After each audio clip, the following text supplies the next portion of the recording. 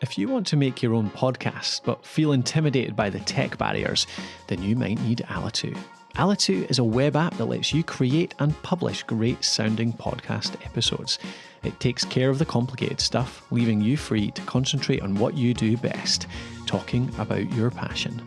Alitu, the podcast maker app, find it at alitu.com. That's ALITU.com. What could your school do with $25,000? Hawaii Public School teachers apply for the Education Innovation Grant from Farmers Insurance Hawaii and the Public Schools of Hawaii Foundation to make your big idea a reality. The Education Innovation Grant fosters unique, innovative learning experiences benefiting teachers, students, and the greater community. The deadline to apply is May 30th. One Oahu winner and one Neighbor Island winner will be announced in October. To apply, go to farmershawaii.com/educationinnovation.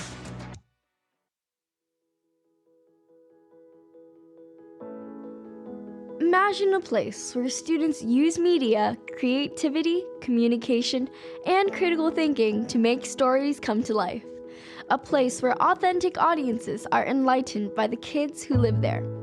Hawk Media Productions at Kealikehe Intermediate School, located in Kona, Hawaii, is an example of that place where students strive daily for the summit. From school broadcasts, Hiki No stories, community spotlights, and now podcasts, Hawk Media Productions hopes to inspire other schools to get involved in meaningful learning in the community and the world. Believe it or not, all schools have the students, teachers, and community partners to be the spark for what school could be in Hawaii.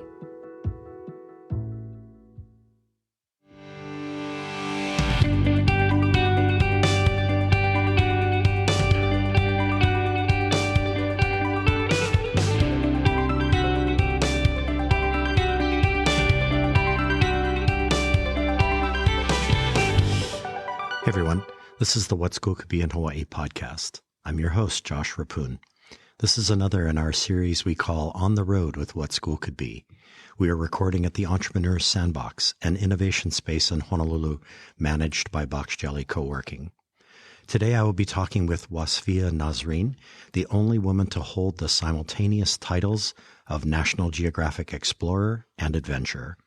Although she is known for being the first Bangladeshi in the world to climb the 7 summits, which are the highest mountains of every continent, her passion has always been driven by causes close to her heart.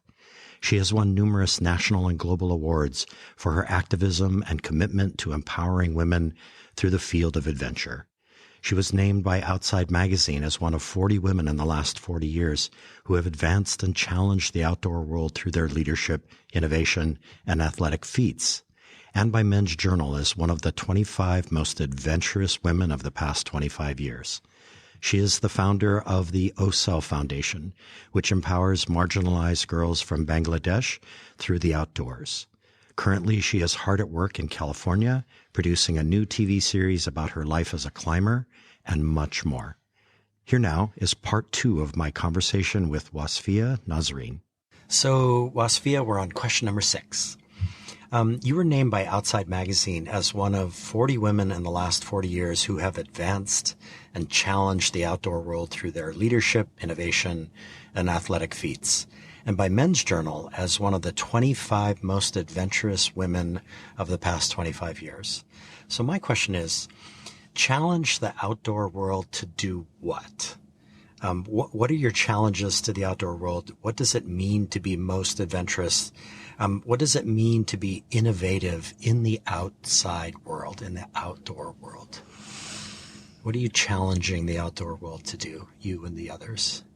I don't personally feel like I've challenged, like I came from a place of challenge, but just being a person of color, a woman from Bangladesh, you have to know the outdoors world is very white male oriented, and our voice. And one of the reasons why I'm working on this TV show right now is to tell the other voices that exist. And I was reading this other research where out of maybe there was a 7% women, all, from all over the world who are guides in the Himalayas. 7%.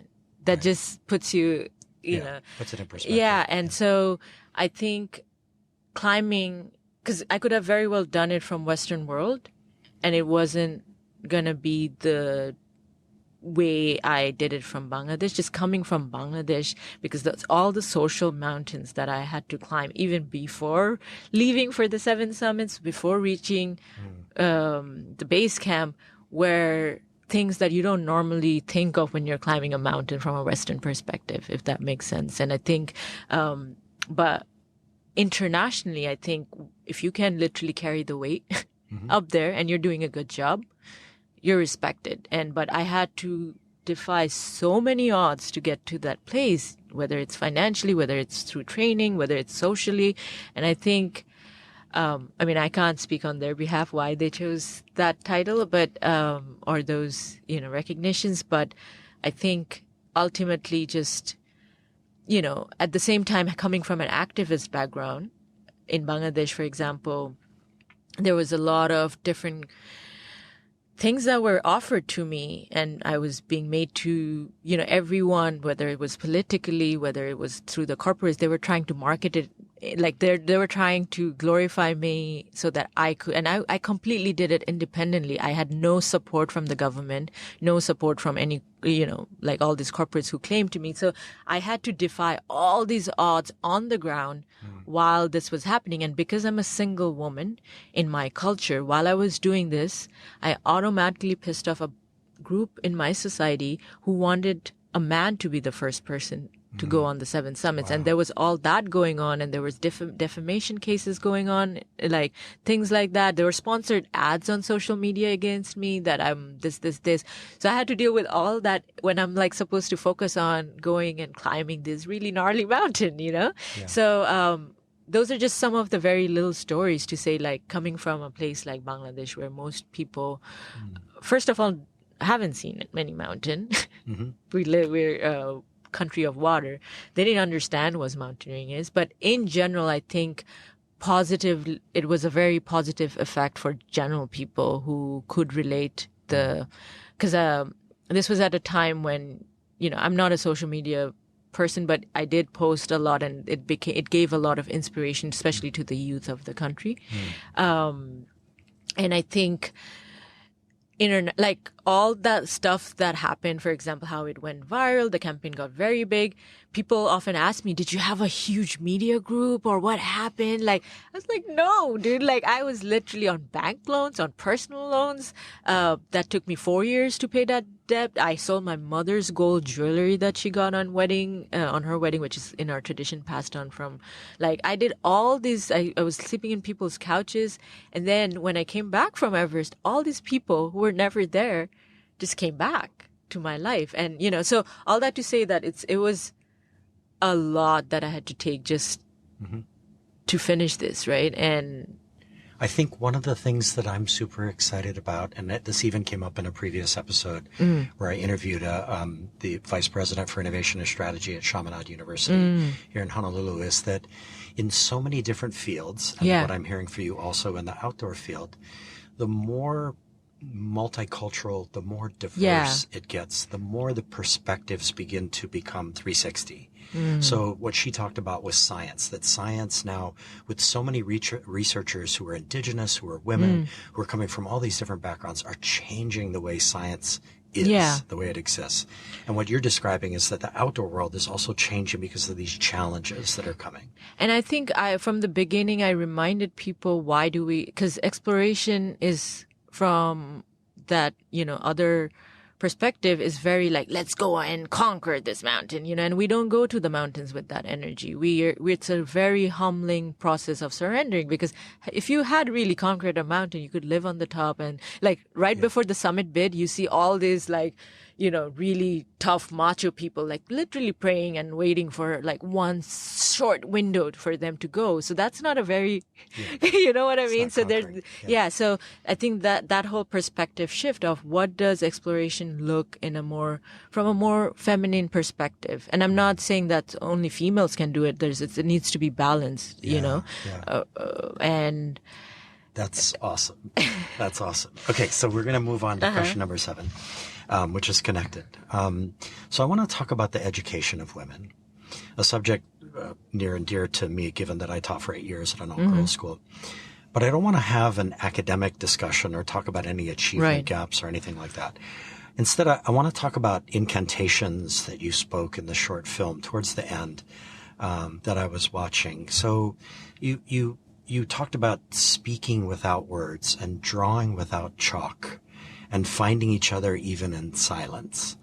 So in what ways can we use your words as a jumping off point in a discussion about the education of women? And what's your dream education journey for women, for everyone? And I know that's a big question, but those words caught me and moved me, and I'm thinking about them as we think about education.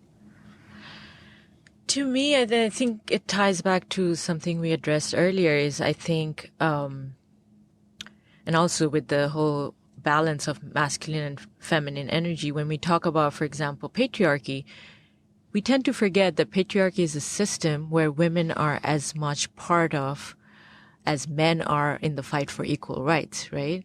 So for so many centuries, the earth has been on this journey where there's been an imbalance, and it's not just in the education or, like mass media, it's everywhere, right? And it's right now, we have to, given what's happening to our earth, climate change and the emergency, that harnessing that energy within ourselves internally, the balance of masculine and feminine energy, regardless of what your genders are, I think that is very key, because I've dealt with women who are highly educated, who are doing exactly what, It's always been done. Yeah, for sure. So that's not a very kind of coming from a place of balance. And so I've been rejected on this TV show that is all about women by female executives in the past, So, and my executive director is a man who is balanced with all, this if that makes sense. So what I'm saying is, like, I think it's really important to harness that energy and also be in touch with Mother Earth and that energy that all of us can receive, and then really educate ourselves on how to gain that power back. And that's what you're thinking about in terms of education and as a whole. Education as a whole, and that's what I'm focusing on in my foundation with the girls. And, recently we started taking male students, youth who are, really suffering from addiction and things like that. It's across the board, and not just with education, in workplace, with innovation, what really serves us. And, when we talk about competition, we tend to think of it as a negative thing. We do. But there is healthy competition, and I think there should be healthy competitions, because otherwise you can't, check yourself, as long as we're not losing ourselves in that competition. Right. Yeah. As long as it's in the service of something Right. that's for a greater good. Right. If you're competing, for example, with a series of teams Exactly. to develop some kind of technology that Right. gets us off of fossil fuels, by all Right. means, Yeah. let's compete with each other on that. So But health- as long as mindfulness and kindness and compassion are part of the equation, Right. then we'll be okay. So that's actually a perfect. I would love. Question number 8 is about your foundation. So let's go to that. You're the founder of is it OCEL? Also, yeah. OCEL Foundation. You are an expedition expert for National Geographic as well. So you take leaders on journeys into nature. So my question is, what leaders, and why are you taking them into nature? And what happens to these leaders when you immerse them in nature? So this year I've kind of paused from leading because I'm like full time on production. But in the past, till last December, because I have learned so much from these journeys, and whenever I look back, I'm like, how do I share this? How do I share these lessons? Whether it's through my foundation, and I've led youth groups, girls groups, adult corporate leaders from like the tech companies, from, people who are always stuck inside boxes on the phone, which is also an issue with how we raise our children these days. Is like, yeah, we're living in the modern internet age, but there's a lot in the internet age that I don't know if I want my future children to be, Indeed. get distracted with. And also in the internet, the role models that are mass marketed aren't necessarily the healthiest ones. And so there's a whole vacuum that I see in the youth, especially even with my younger cousins when I go back to Bangladesh. It's like their role models are completely superficial, and so they're constantly judging themselves with these high expectations. And so my purpose was to take them back to nature to find themselves, it's because the journey, as cliched as it sounds, is perhaps not about learning anything, but to unlearn first so that we can actually become and realize our full potential. And osal actually means the luminosity or the clarity of our mind, which is in all of us, regardless of gender background. And it is the Buddha nature, or like the awakened mind, right? So all these journeys kind of lead up to realizing that. And there is, like I was saying earlier, with the corporates especially, I have gotten so much feedback of how these short journeys or retreats into nature, and they weren't like extreme nature workshops. They were just like within California or several other parts in the US, just back into the forest. And we do so many different activities in there. Like, I don't know if you've heard of forest bathing and things like that. And it has a direct correlation with how they perform when they come back to workspace. Right. They're and how they're dealing with the competition, the unhealthy competition, and their skill sets and their learning curves and all that. So, and nothing brings me more joy than like seeing that shift in thinking when they come back. And I think, I have found my own healing and learning by going back to nature. And so I just feel like it was a responsibility to and I also learned so much through that whole journey, right? So nature seems to be particularly effective at helping people unlearn things. Nature in some ways is unforgiving of things that you've learned that are not healthy. Yeah. And it's like, it has so many mirrors that it, puts up to you. And that's why these journeys are very spiritual for me. And wow, I hadn't thought of it that way. Mirrors that are put up to you. Yeah. Again, referencing my daughter, Emma, who lives in California, that her pre-teaching work that she did before she started into grad school and her first teaching job as a kindergarten teacher, that she was doing something called Forest Friends. Right. So this was taking little kids who were pretty much kindergarten age. Yeah. And this wasn't just a after school thing. This was school for them. Right. So every day out in the forest, trying to figure out the ways that the forest could teach them this or that or the other. So it was very special watching her go through that process. Okay, so question number 9. So in the next couple days, you will keynote an evening event here in Hawaii titled Elevating Women. That includes a panel of Hawaii's women leaders, including our Department of Education Superintendent, Christina Kishimoto, who has gone on record several times in Hawaii, telling Hawaii's education community to, quote, be bold and be brave. And this is in the context of empowerment, like take a hold of your school community and get everyone together and start to design school in the way that you think is best in your particular location.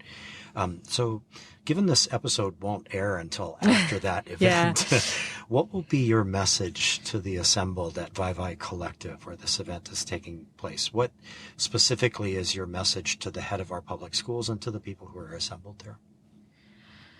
Similar to everything that I've been sharing is like, you have, and I completely agree with being bold and being brave, is like we have to step out of the box and rethink what our education system, not just in Hawaii, all over the world, is like.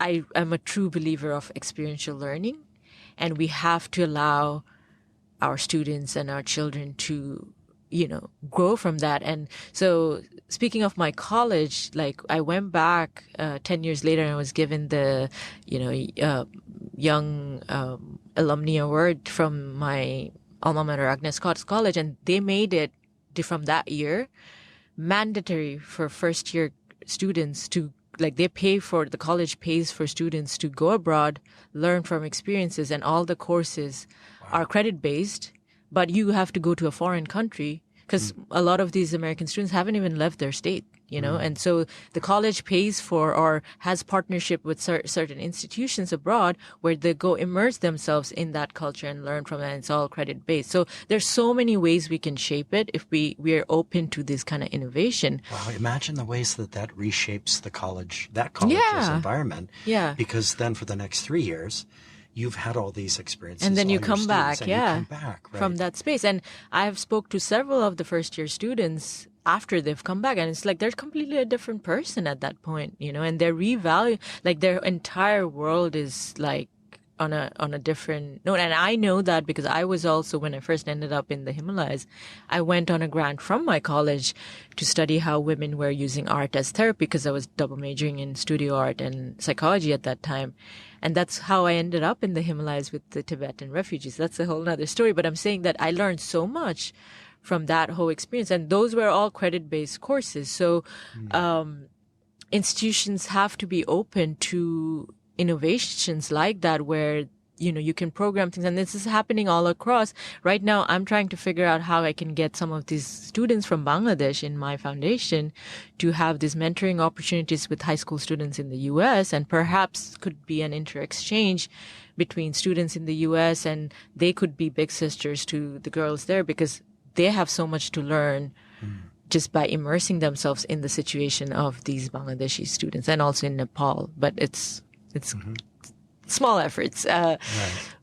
So it sounds like the larger message here is about worldliness, about having experiences that change the way that you do your normal schooling.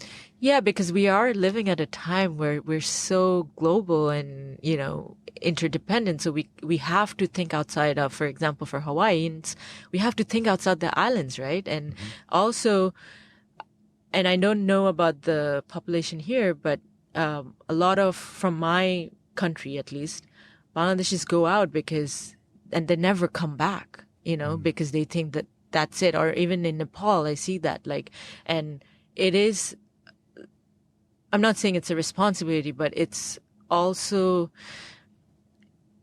very refreshing when whatever you learn outside in the world, to bring that back and somehow pass on that, whether it's through your own institution or own efforts, but to pass on that learning to your community.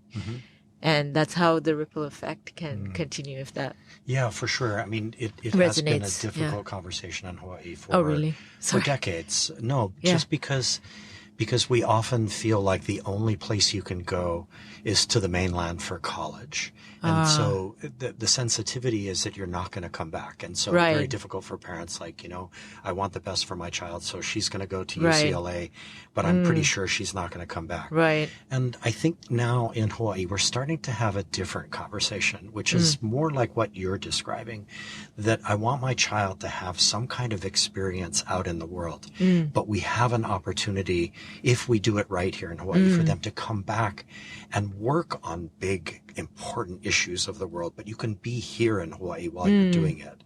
If climate change or human trafficking or any of these really, really big, you know, energy, all these issues, why can't you live in Hawaii and work on that globally? And you're probably more capable of working on it globally if you've had global experiences, like what you're describing, right? Yeah.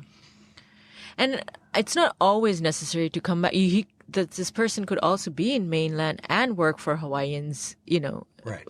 But it's just having that global perspective and knowing that, hey, whatever I'm learning, they're also just giving it back. I can give back to my country even from LA, right? But just the interconnectedness of everything. That's what I'm stressing on, is like, and I completely understand from the parents' perspective of not wanting to, because I don't know about the resources here, but in Bangladesh, like for a lot of us who wants to go back, it's not the ideal societal situation where we can thrive, for example. Right. Similar to Hawaii, where it's expensive, and difficult to make a living here. So yeah.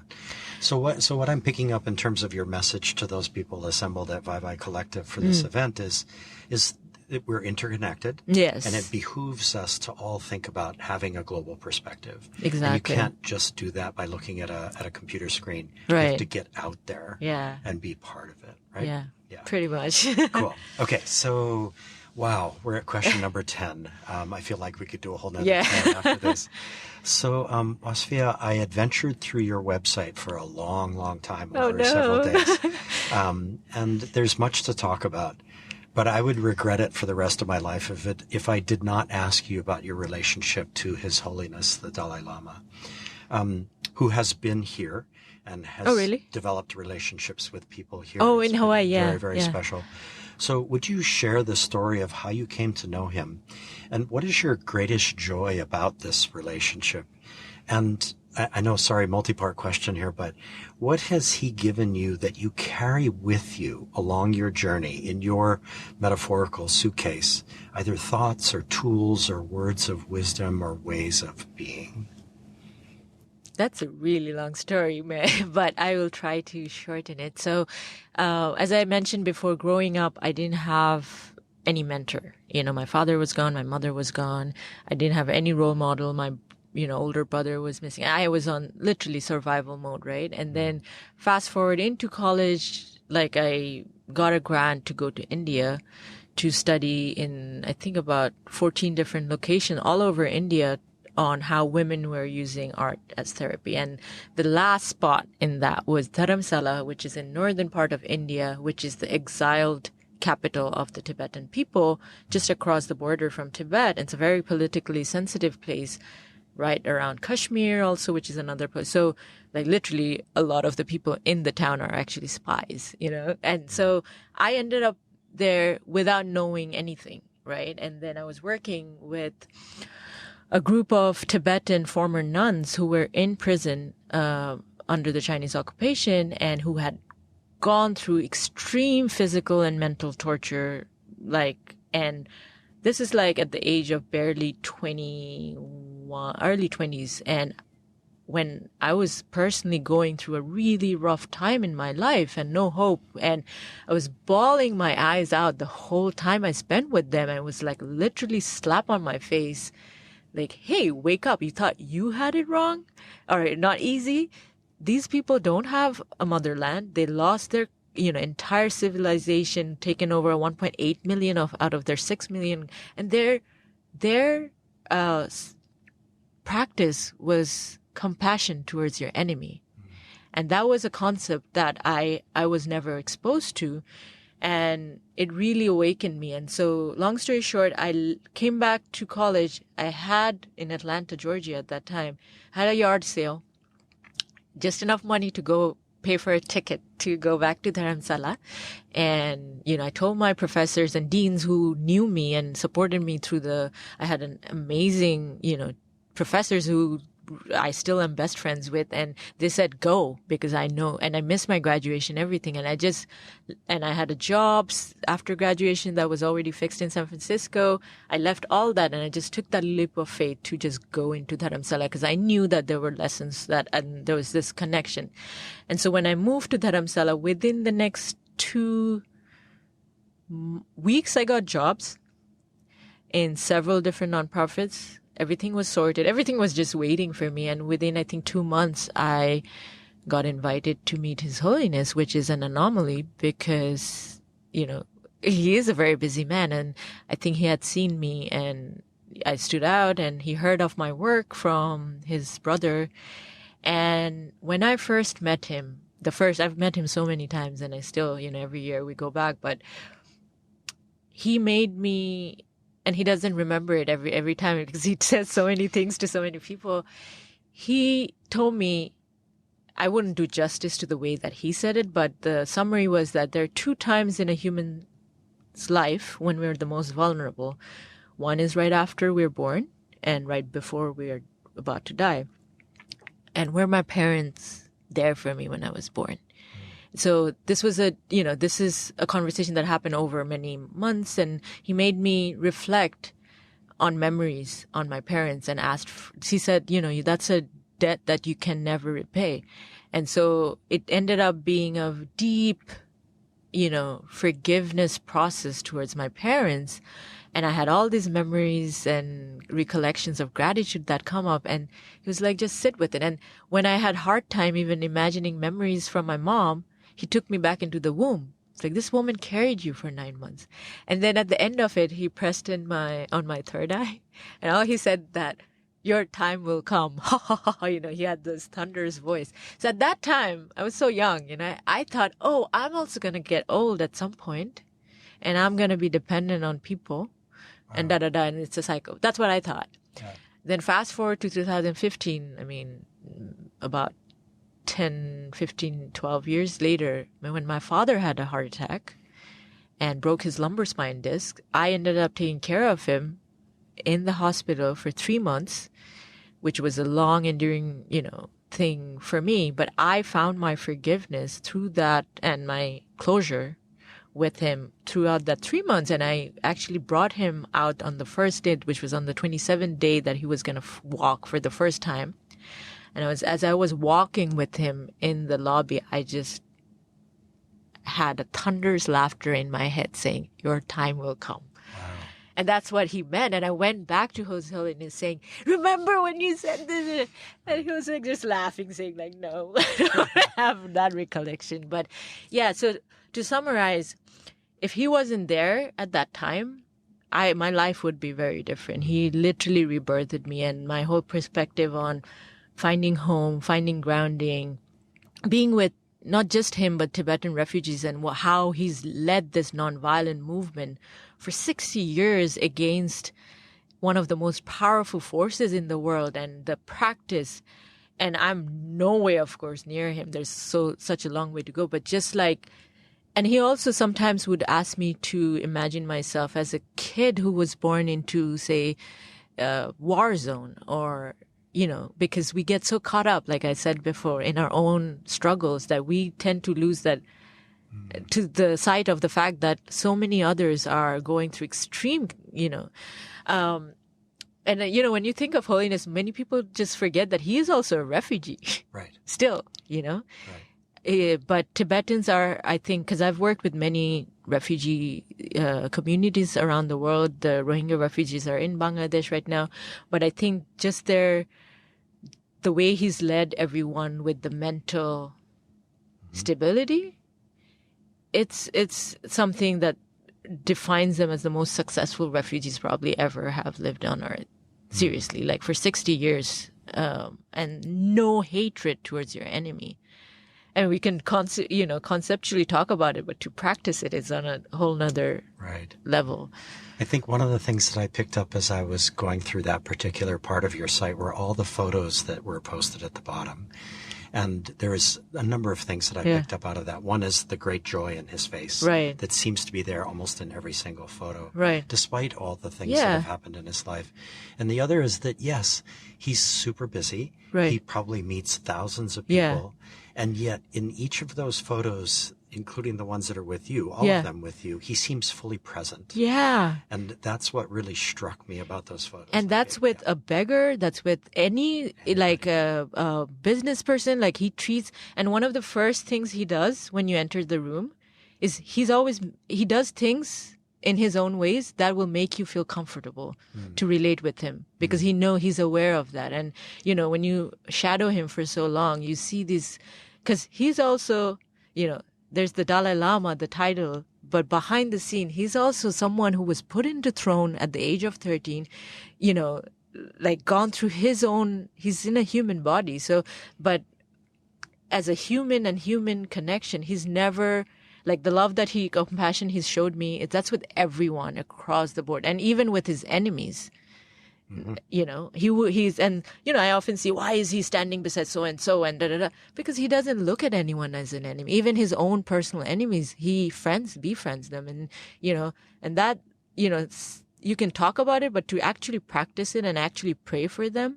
I've gotten mildly scolded for saying negative things about his enemies. He doesn't scold, but, he was like, I was called, it's like, no, you pray for them. Yeah, because we're all on this human journey, and we all have our own, struggles, and we're all in this journey together. So Wasfia Nazreen, National Geographic adventurer and explorer and many other things. It's been a great pleasure talking to you today. Such an on this honor. podcast. Thank you. Thank you so much. Thank you for having me, Josh.